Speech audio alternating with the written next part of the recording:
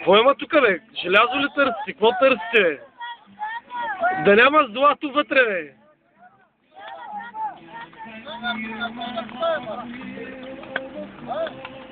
Чудя се, викам, какво търсите? Желязо ли търсите? Злато ли? Злато? Кажи ми за кой ги снима, там е работа ли ще наслагат? Не. Аз е и така да си вас снимам. Що да не? само е. Те моите и там работят, аз тях снимам, не вас. Ма сега така и така съм пуснал.